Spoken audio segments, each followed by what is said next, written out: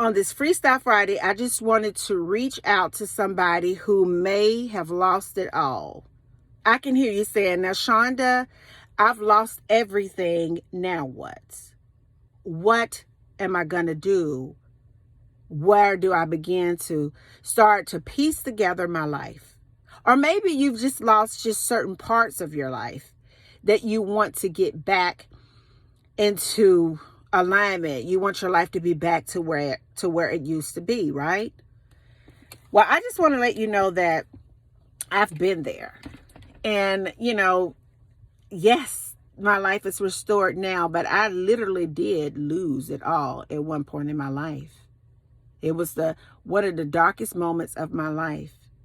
But somehow in that darkness, I could still feel and see the light of God, the dawn of a new morning.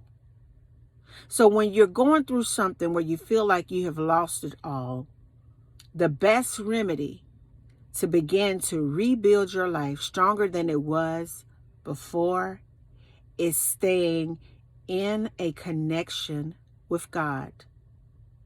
Allow the presence of God to begin to reveal to you what He wanted you to learn, because those that the Lord cares about, He will prune, He will cut things off, He will pull things out of your life. And although when you're going through a situation where you're lost it all, you feel angry, sometimes bitter and sad and depressed, because you can't understand why God would allow something like that to happen to you.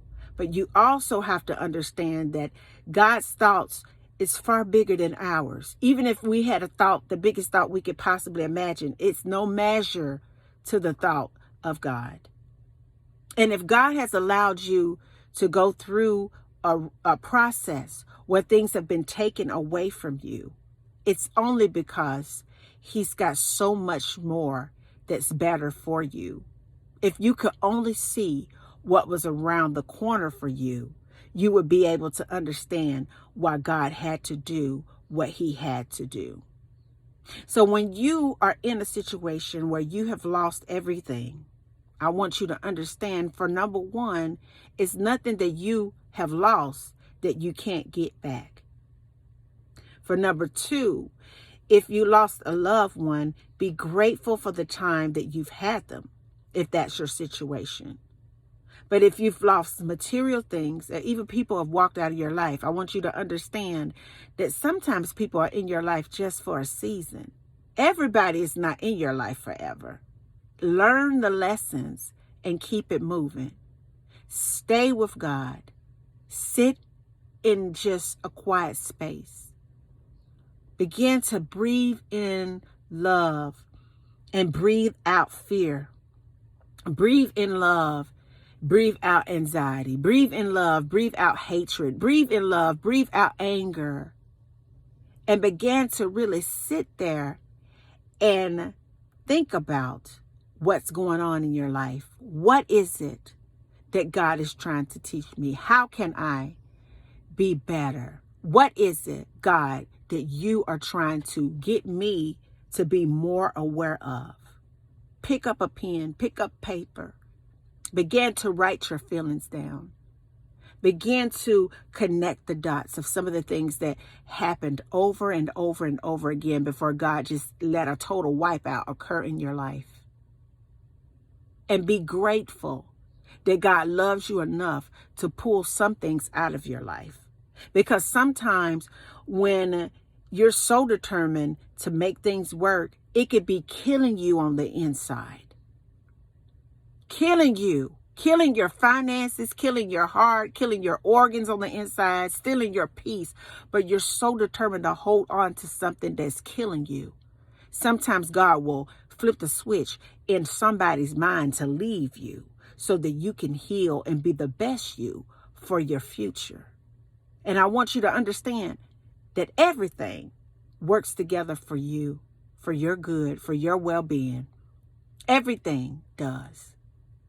And if everything has been stripped away in your life today, I want you to know that it is most definitely okay.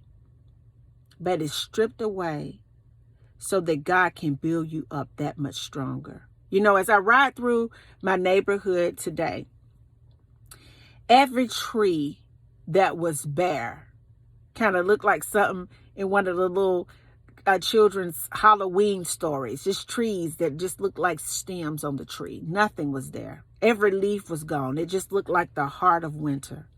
And as I ride up my street today, the trees are so full. The leaves are so big. Some of them are shining. Some of them are kind of weeping like a weeping willow tree. Some of them are just white and just so many different colors that I didn't even knew or know existed when everything had fallen off of that tree.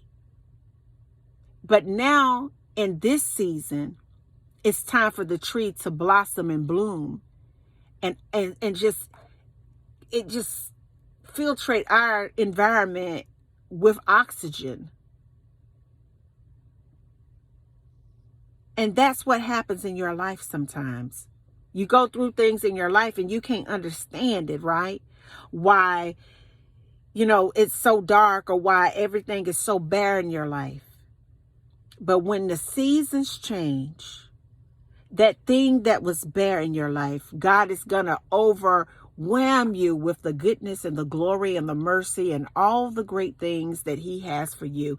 And just like the trees in my neighborhood, and just like the bushes and the flowers that are blooming in all kind of colors and textures and all of the greatness, that's how your life is going to be. God had to pull the dead things out of your life, pull the poison out of your system so he could flood it, so he could cleanse it, so he could detox your life, so that he could begin to grow your life better and stronger than it was before. So many different colors to your picture now. So many different textures to your picture now. So much diversity, so much expansion, so much capacity, so much greatness. It's all there is for you. Don't worry about what you have lost today. Only focus on what you're learning, what you're growing, how you're growing, and what is to come in your now. Not your future, but now. Until the next video, guys. Mwah. Peace. Bye now.